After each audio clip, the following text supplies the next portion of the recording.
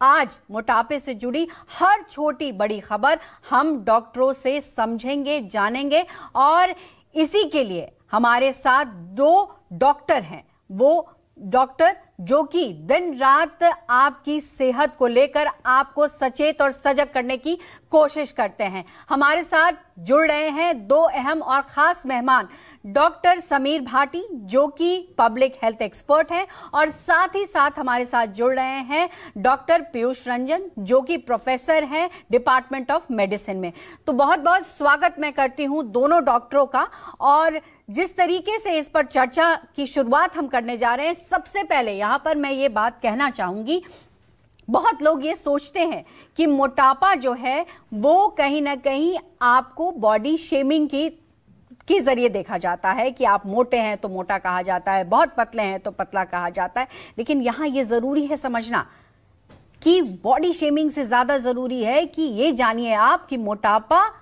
बीमारी है और इस बीमारी को लेकर अगर आज आप सजग नहीं होंगे तो आने वाले समय में ये आपको मौत के कगार तक ले जा सकता है। तो चलिए इस चर्चा की शुरुआत करते हैं। डॉक्टर समीर भाटी, मैं आपसे सीधे प्रश्न करना चाहूंगी क्योंकि आप पब्लिक हेल्थ एक्सपर्ट हैं और मैं ये समझना चाहूंगी कि जैसा मैंने ये कहा अभी कि लोग अभी तक इसको सिर्फ इस नजर से देखते हैं कि सोशल स्टिग्मा के तौर पर कि मोटे हैं पतले हैं, लेकिन अभी भी लोगों में इस बात को लेकर गंभीरता नहीं है कि ये बीमारी है और ये बीमारी बहुत तेजी से बढ़ रही है। आप क्या कहना चाहेंगे?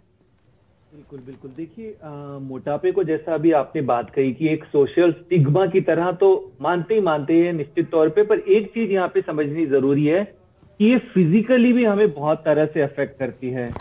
मेटाबॉलिक सिंड्रोम जिसके बारे में आजकल हम देख रहे हैं, जो कि एक बीमारियों का समूह होता है, जो शुरुआत ही आपकी ओबेसिटी से होती है, मोटापे से होती है। अभी जो रिसेंटली ICMR की स्टडी भी आई थी उसमें भी पाया गया था, भारतीयों में खास तौर पे एब्डोमिनल ओबेसिटी ज्यादा देखी गई है। देखिए यहाँ ये भी समझना बहुत जरूरी है, कई लोग कहते हैं कि हम तो थिन हैं, पतले हैं, पर आप देखेंगे कि उनका जो पेट की सराउंडिंग एब्डोमेन, सेंट्रल ओबेसिटी उनमें देखी जाती है, तो वो भी उतनी ही खतरनाक, इनफैक्ट कुछ ज्यादा खतरनाक है कि फैट डिस्ट्रीब्यूशन आपका बिल्कुल सेंट्रली। तो अब इसमें एक चीज समझनी जरूरी है कि जैसे हम जितनी भी लाइफस्टाइल की बीमारियों की बात करते हैं, चाहे आप डायबिटीज ले लीजिए, हाइपरटेंशन ले लीजिए, फैटी लिवर डिजीज ले लीजिए, फीमेल्स के अंदर अगर हम देखें तो PCOS ले लीजिए, इनफर्टिलिटी ले लीजिए, हेड से लेके टो तक